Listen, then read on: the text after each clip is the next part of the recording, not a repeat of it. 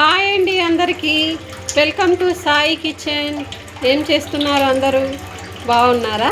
నేను కూడా బాగున్నానండి. ఇవాళ అయితే స్పెషల్ ఏంటంటే దోసకాయ, టమాటా, బంగాళదుంప, ములక్కాయ అండి. ఈ సమ్మర్లో ఇలాంటివి తింటే ఒళ్ళు చలవ చేస్తుంది. అందుకని నేను ఇవాళ ఇది కలిపి కూర చేస్తున్నాను. ఎలా చేస్తానో చూపిస్తాను, చూసేయండి.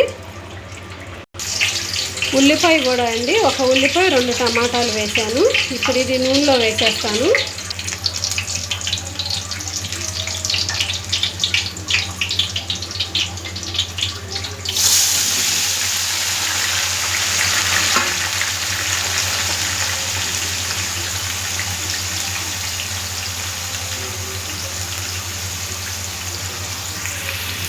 చూసారా, వేసాను. వేసేసిన తర్వాత దీన్ని తిప్పాలండి.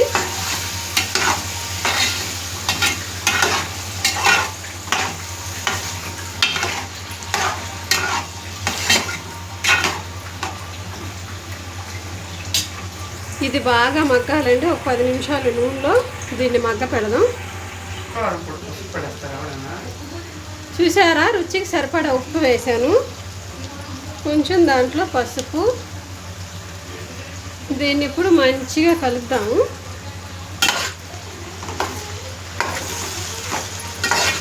ఇవి నూనెలోనే మగ్గాలండి.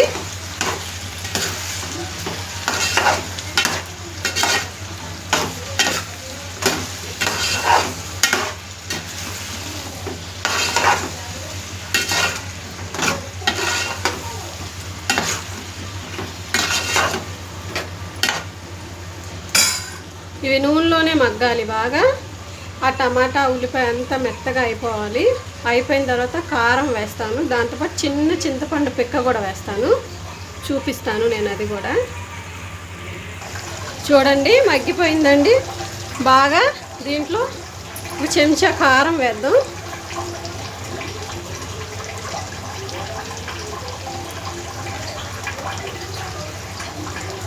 దీన్ని తిప్పేద్దాం.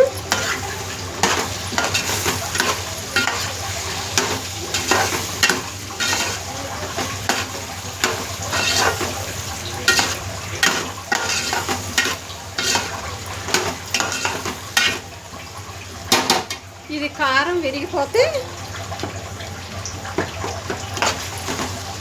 కారం విరిగిపోయినమ్మటిని చింతపండు పులుసు వేద్దామండి. అన్నం కూడా ఉడికిపోయింది పక్కన. చూడండి, కారం విరిగిపోయింది. ఇదిగోండి, కొద్దిగా 1 గ్లాస్ నీళ్ళు చింతపండు తొక్కుతోనే వేసాను. పుల్ల పుల్లగా బాగుంటుంది.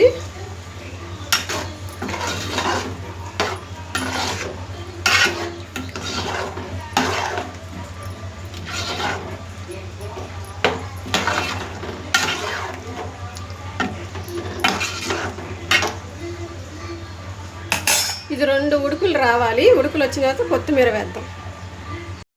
చూసారా, ఉడికిపోయింది కూర. చక్కగా అన్నీ దగ్గరికి వచ్చేసాయండి. చాలా బాగుంటుంది. ములక్కాయ, దోసకాయ, బంగాళదుంప, టమాటా, కొంచెం పులుసు వేసుకొని చేసుకుంటే సూపర్గా ఉంటుందండి. నూనె కూడా వదిలేసింది. దాంట్లో మనం కొంచెం కొత్తిమీర వేద్దాం.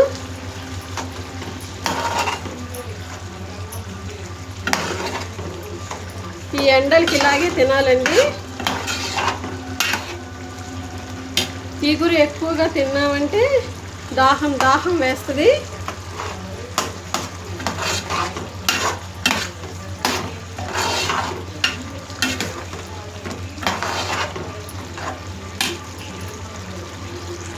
దాహం వేస్తుందండి. ఎండలకి ఇగురు ఎక్కువ తింటే కొంచెం ఇలా చింతపండు పులుసు చేసుకొని తింటే బాగుంటుంది. ఏ కూరైనా ట్రై చేయండి మీరు కూడా.